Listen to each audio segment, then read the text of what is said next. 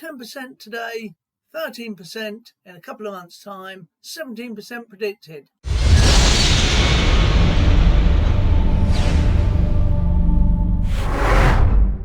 It's looking like the 40-year high of 10% will soon be broken within the next 2 months, up to about 13%, just as soon as the energy companies have punished you and me with much higher prices. Within a short time, they're predicting that it could go up to at least 17%, and some people have predicted even higher. We need to understand a lot. I've already produced one video about it, check it out, but I'm going to discuss a little bit more about inflation here and there. Fuel costs have been increasing as well. It's the baseline for our economy, and everything is affected by it. Production, raw materials getting to the factory making the goods, the factory sending the goods to the shop, you getting it from the shop. All the prices have gone up.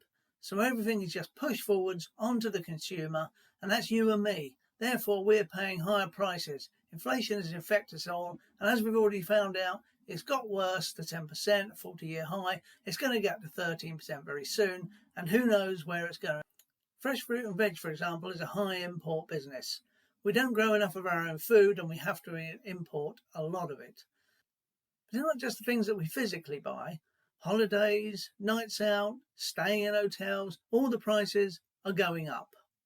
So there's talk of freezing energy prices.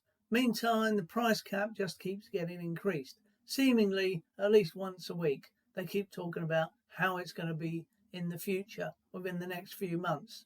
We all need to start being aware that the energy prices are literally going to be going through the roof. Government has given us £400, or will do over the winter period via our energy companies as a grant. Thankfully, we will not have to repay this.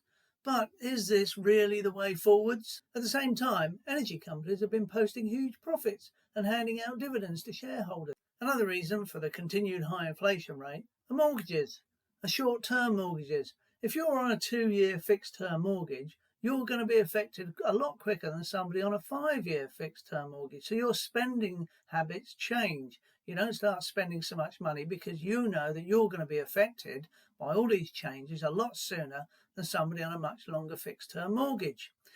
This just has a knock-on effect. It wasn't that long ago that 70% of mortgages within the UK were all on a 2-year fixed term, which is about 50% of GDP. And that just means that people are going to be affected a lot quicker than the other 30%. But this is a huge percentage, and we should really start to learn from these mistakes. We also have to face the fact that we have a low unemployment rate, which all sounds very good, until you realise that an employer has to offer a new employee a higher rate of pay than they normally would do to attract them to the new job, which means inflation, logistics, how to get one thing from A to B. Well, we already know that over the past couple of years we've suddenly recognised that the drivers of our lorries in this country were basically being neglected. The whole industry had been neglected. So basically what that meant was that drivers were leaving because they were poorly paid, and there was also an ageing driver population, which meant a lot were retiring and not being replaced because of the wage structure. All of a sudden, we realised that we needed to pay them a lot more, which is what we did. But that's fine until you realise that all those costs are just going to be passed on to you and me. And again, that leads to inflation. We're having to pay more for everything. Talking of wages, the current government recently increased the national insurance that we all pay. Now they're talking about lowering income tax. So how does this equate? Does this work out? Are they just taking one and giving back with another? Not necessarily. This is actually potentially a good thing, especially for those on lower wages. If you're earning around £20,000, once they take one, give back with the other, you should be about £170 or so better off. But if you're earning £50,000, you'll find yourself somewhere around £190 to £200 worse off. But we shouldn't complain about this, because this is a levy where the money goes straight to the NHS. And we're always saying how underfunded it is, so we should actually just accept this one. If you should be fortunate enough, of course, to end up with a little bit more money in your pocket, you're more likely to spend that, which is good because that helps us control inflation. As I discussed in the last video to some extent, you've got to remember that the money you may have stashed away in a bank, thanks to inflation, is becoming worth less and less. If you're going to spend some money from that savings and it's going to cost you £1 for a loaf of bread today, but it's £1.50 tomorrow, your money has reduced in what it can buy. I said last time, you must start thinking about what you're doing with your money. Don't just leave it in the bank with a really poor interest rate.